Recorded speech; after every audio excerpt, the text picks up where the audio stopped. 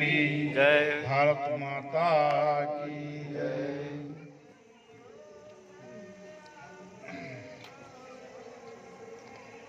मंचासी परमादरणीय महात्मा प्रेमी श्रीलो एवं माताओं बुजुर्गों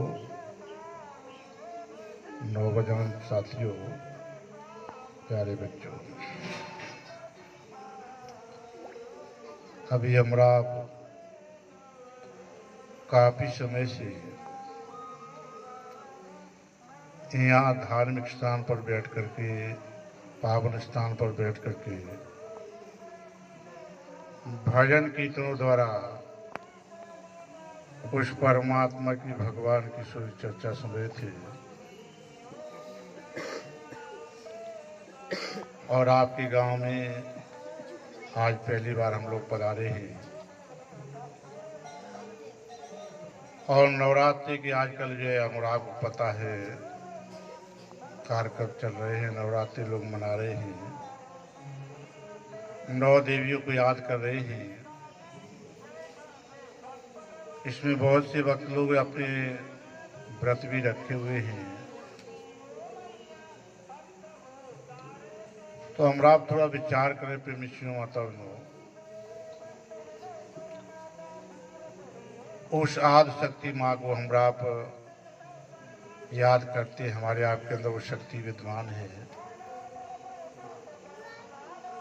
ऋषि मुनियों ने, संतों ने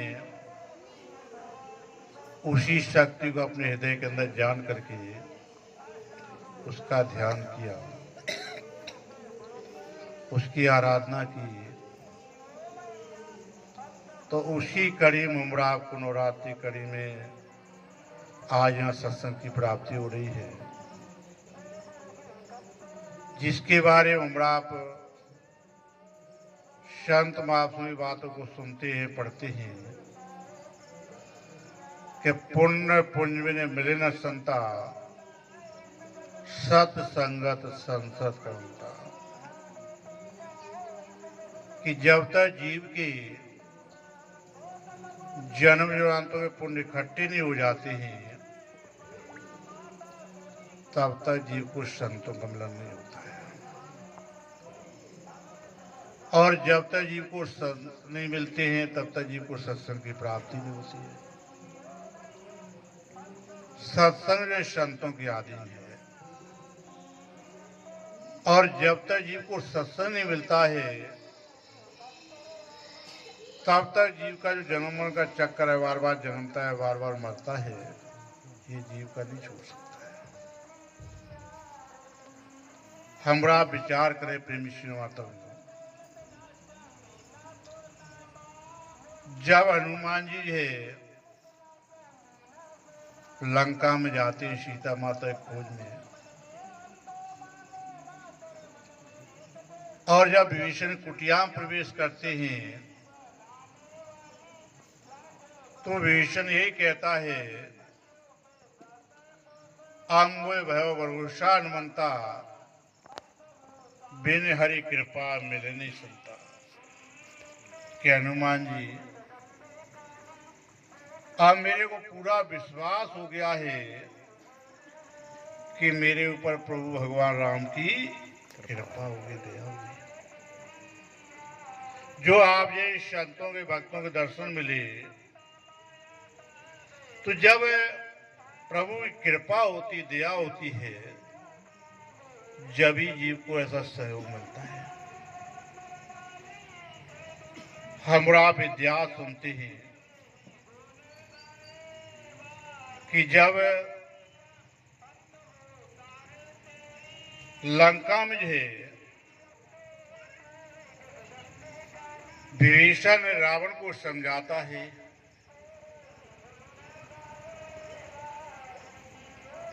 तो रावण की बात समझ नहीं आती है। लेकिन जब एक बार विभीषण पूजा पाठ कर रहा था, प्रभु भगवान को याद कर रहा था, राम को याद कर रहा था, तो उसी समय रावण पहुंच गया। और रावण कहता है, अरे मेरा भाई होकर के और तू मेरे शत्रु का नाम ले रहा है, राम का नाम ले रहा है। तो जब रावण ने बहुत कुछ बोला, जब रावण शांत हो गया, तो विभीषण कहता है, भैया मैं राम का नाम नहीं ले रहा, मैं तो आपका और भाभी का नाम ले रहा हूं। रावण कहता है, विभीषण तू कह रहा है मेरा नाम और भाभी का नाम ले रहा है, ये कैसे ले रहा है? मैं तो सुन रहा हूं राम का नाम ले रहा हूं। तो विभीषण कहता है, भैया आपका नाम रावण है, अगर रावण रावण कहता हूं तो बड़ा हो जाएगा। भाभी का नाम मंदोदरी है,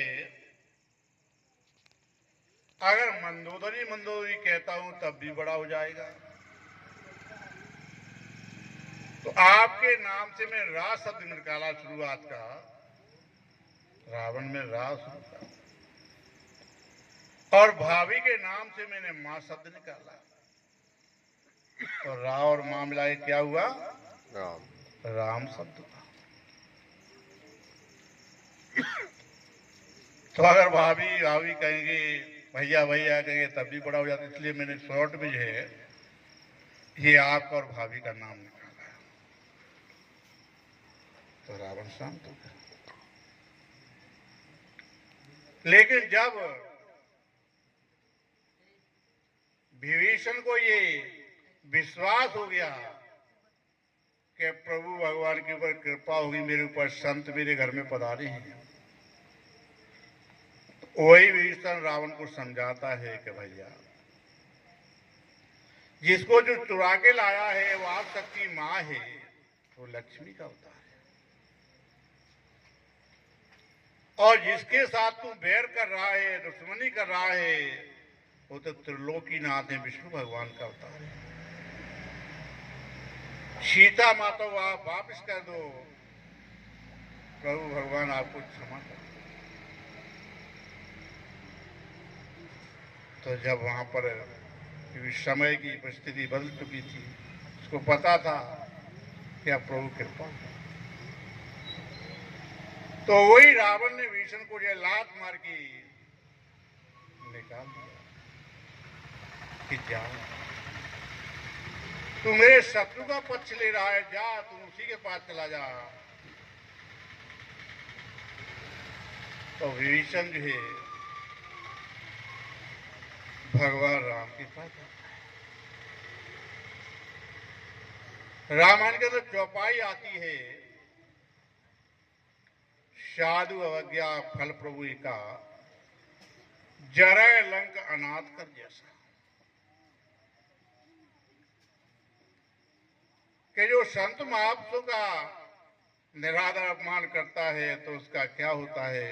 जैसे सोने की लंका जल गई, कोई पुजाने वाला। तो वो साधु वृत्ति के विभीषण थे, रावण ने जब उनको निकाला तो क्या हुआ? हम आप सभी इतिहास जानते हैं। और जब विभीषण जो है प्रभु भगवान राम के पास जाता है, पहले तो वहां पर जो भगवान राम के जो रामदल में जितने थे वो सब देखते हुए शत्रु का भाई है, लेकिन हनुमान जी को सब पता था। जब प्रभु पास खबर पहुंचाई कि ऐसे ऐसे विभीषण आया है, रावण का भाई आया, प्रभु ने कहा आवाज सम्मान उसको लाओ। तो जब विभीषण जाता है प्रभु राम के पास, तो राम जो है उसको राज तिलक कर देते और लंकेश्वर कह देते। वहां सब कहने लगे, अरे अभी तो प्रभु भगवान राम ने जो युद्ध नहीं किया, रावण नहीं मारा, और विभीषण को लंकेश्वर के लंका का राजा बना दिया। अगर जो है रावण भी आपकी शरण में आ जाए तो आप उसको कहां का राज दोगे? तो भगवान राम कहते हैं अगर रावण भी मेरी शरण में आ जाए तो अयोध्या का भी राज्य मेरा है। मेरे भाई विष्णु ने खड़ाऊ रख करके राज किया है। अयोध्या का राज्य मैं रावण को दे दूंगा। तो देखो प्रभु भगवान की उदारता। तो प्रभु भगवान ने विभीषण को लंका का राजा बना दिया। मम दर्शन कर परम रूपा जीव पाय निष्ठय स्वरूपा। प्रभु भगवान कहते हैं मेरा दर्शन करने का फल ही ये है कि ये सहज में अपने स्वरूप को प्राप्त कर लेता है। तो देखो हमरा विचार करें विभीषण। भगवान राम ने विभीषण को जो वचन दिया वो निभाया। और वहां पर जो मेघनाद ने मारने की कोशिश की, रावण ने मारने की कोशिश की, लेकिन भगवान राम ने, लक्ष्मण ने उनको बचाया। तो प्रभु भगवान जो वचन देते हैं उसका पूरा करते हैं। यही बात हमरा जब गीता को सुनते हैं, पढ़ते हैं, गीता के अंदर भी भगवान कृष्ण ने कहा है, जब वही भगवान राम जय कृष्ण के अवतार में आए तो कहते हैं कि जब जब धर्म की हानि हो जाती है, अधर्म बढ़ जाता है, उस समय में आता हूं धर्म की स्थापना करने लिए, दुष्टों का संहार करने लिए, भक्तों साधु संतों की रक्षा करने लिए। युगे युगे ये नहीं कहा कि मैं सतयुग में आया, त्रेता में आया, द्वापर में आया, आगे नहीं आऊंगा। वो कहते हर समय में आता हूं संसार में। जैसे हमरा को प्यास लगती है, पानी हर समय होता है, पानी नहीं होगा तो प्यास नहीं बुझेगी। अगर कोई बीमारी होती है तो उसके लिए इलाज करने वाला डॉक्टर भी होता है, डॉक्टर नहीं होगा तो इलाज नहीं होगा, महामारी फैल जाएगी, लोग मर जाएंगे, तो डॉक्टर भी होता है। अभी रात में अंधेरा है, अब रात की अंधेरा है तो आकाश में सूर्य भगवान भी है। अगर सूर्य भगवान नहीं होंगे तो दिन नहीं होगा, रात बनी रहेगी। ऐसे ही संसार में अज्ञान है तो ज्ञान को देने वाले समय पर महापुरुष भी संसार में हर समय मौजूद रहते हैं, लेकिन उनको हम पहचाने कैसे? तो इन आंखों से नहीं पहचान सकते। भगवान राम को रावण ने देखा इन्हीं आंखों से, मेघनाद ने देखा है, रावण ने देखा, लेकिन पहचान नहीं पाया। इन्हीं आंखों से परशुराम ने भी देखा, लेकिन भगवान राम को नहीं पहचान पाया। इन्हीं आंखों से भगवान कृष्ण को दुर्योधन ने देखा, कंस ने देखा, दुशासन ने देखा, शिशुपाल ने देखा, लेकिन नहीं पहचान पाया। अगर इन आंखों से पहचान लेते प्रभु भगवान को तो भगवान ये नहीं कहते अर्जुन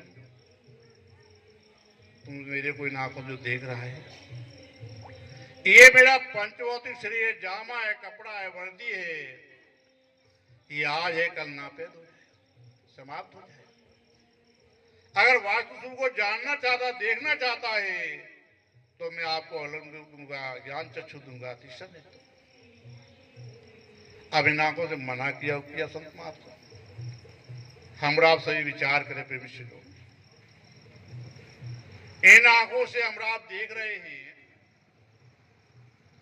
अब देख रहा हूं मैं, यहाँ तक इस पर्दे के पीछे क्या है वो दिखाई नहीं देता है, क्योंकि आंखों की जो है सीमा है और भगवान असीमित है। इन आंखों के अंदर दोष भरा हुआ है। हमरा और परिवार वालों को देखते बड़े प्यार की दृष्टि देखते, और जिसके साथ लड़ाई झगड़ा हो गया शत्रुता हो गई, उसको हम अपने आंखों देखते हैं तो क्या जो है वो प्यार की दृष्टि नहीं होती, घृणा की दृष्टि होती। और भगवान जो है दोष दृष्टि रहते हैं, इसलिए भगवान कहते हैं ना को तो मेरा दर्शन नहीं होता है। हम राव देखते हैं बोले शंकर और शंकर भगवान को, वो नेत्र बंद किए बैठे हैं और तीसरा नेत्र खोल करके कामदेव को वसम कर। हम राव थोड़ा विचार करें परमेश्वर माता को, हम राव शंकर भगवान को मानते हैं कि भाई शंकर भगवान वाले भी भगवान हैं, लेकिन शंकर भगवान किसका ध्यान करते हैं? भगवान राम किसका ध्यान करते हैं? भगवान कृष्ण किसका ध्यान करते हैं? तो जिसका ध्यान ब्रह्मा विष्णु महेश करते हैं, वही ध्यान करने की जो प्रक्रिया है, वही साधन है, वही समय स्वयं महापुरुष आकर के उस साधन बताते। संत महापुरुष ने कहा है, श्री माता जी कहा करते थे कि समय की 3 चीजें होती हैं, समय का राजा, समय का डॉक्टर, समय का महापुरुष तत्वदर्शी। समय का जीता जागता जो राजनेता होगा उसके पास जाए काम चल जाएगा, पहले राजनेता हो लिए उनसे काम नहीं चलेगा। समय का डॉक्टर है, वैद्य है, उसके पास जाएंगे वो हमारा आपका इलाज करेगा, हमारा आपको दवाई देगा। लेकिन पहले जो हो गए उनकी फोटो आप रख लो सामने तो इलाज नहीं करेगा। ऐसे ही समय के महापुरुष की बात है। पहले महापुरुष हुए भगवान राम हुए, कृष्ण हुए, बुद्ध भगवान हुए और अनेक महापुरुष हुए। आपके अंदर कोई शंका है, कोई प्रश्न पूछना है तो वो आपको जवाब नहीं देंगे। और जीता जाता चलता फिरता महापुरुष होगा, संत होगा, वो आपके प्रश्न का उत्तर देगा और वही ज्ञान देगा जो भगवान कृष्ण ने कुरुक्षेत्र के मैदान में अर्जुन को दिया। तभी कहा है गीता वाला ज्ञान आज भी प्राप्त हो सकता है, खोजे तो सही। अगर हम खोजेंगे तो वही ज्ञान भगवान कृष्ण जो अर्जुन को दिया वो आज भी प्राप्त हो सकता है। भगवान राम ने जो हनुमान जी को दिया वही ज्ञान आज भी प्राप्त हो सकता है। गुरु रविदास जी ने मीराबाई को दिया, तो वो ज्ञान कोई नया ज्ञान नहीं है। जो सनातन काल चला रहा, जो सृष्टि बनी है, वही ज्ञान सभी शास्त्र ग्रंथ जो है उसकी पुष्टि करते हैं। तो बड़ा को मौका समय मिला हुआ है, हम आप ध्यान पूर्वक सत्संग को सुने और कुछ बातों का थोड़ा हमें ध्यान देना है। बहुत से वक्त लोग क्या करते हैं, ज्ञान को पाने के बाद सोचते अब तो ज्ञान मिल गया, अब तो क्या मर्यादा, क्या संस्कृति, तो इसका भी थोड़ा ध्यान देना। पत्नी धर्म क्या है? अपने पति माँ की सेवा करना, सासू की सेवा करना। और बेटा का धर्म क्या है? अपने माँ बाप की सेवा करना, बड़ों को सम्मान आदर करना। और पिता का धर्म क्या है? अपने बच्चे को सही रास्ते में लगाना। सही रास्ते में लगाएगा कौन? जो चल रहा है वही तो लगाए। और सुबह उठते जो पैक लगाता हो, सुबह ही उठते जो बीड़ी पीता हो, सिगरेट पीता हो, गुटखा खाता हो, क्या अपने बच्चे को लगा सकता है? मेरी जगह था तो वहां पर ये एक बच्चा था, वो बीड़ी पीता। मैंने कहा भाई बीड़ी क्यों पीते हो? कहा महात्मा जी बात नहीं है, ये बीड़ी हमने अपने आप नहीं सीखी। हमने कैसे सीखी? क्या मेरे पिताजी पीते थे और पी कर वो सिगरेट बीड़ी फेंक देते थे, तो मैंने भी उसको उठा उठा के देखा कि भाई पीते हैं पिताजी, कैसी लगती होगी, तो वैसे हमने भी प्रैक्टिस अभ्यास कर लिया। तो बच्चों को समझाने से पहले हमने खुद अपने आप को समझना है। ये गुरु माँ जी कहते हैं अपने आप को बदलो तो आपका घर बदलेगा, आपका समाज बदलेगा, आपका देश बदलेगा। लेकिन पहले अपने आप को बदलना पड़ेगा। अपने आप को बदलने के लिए ही ये सत्संग किया जाता है। तो हमारा को मौका समय मिला हुआ है, हमारा ध्यान पूर्वक सत्संग को सुने और जीवन में उतारें, तभी हमारे आत्मा कल्याण है। प्रेम से सतगुरुदेव महाराज की जय, श्री आनंद कंद भगवान की जय, सच्ची दरबार की जय।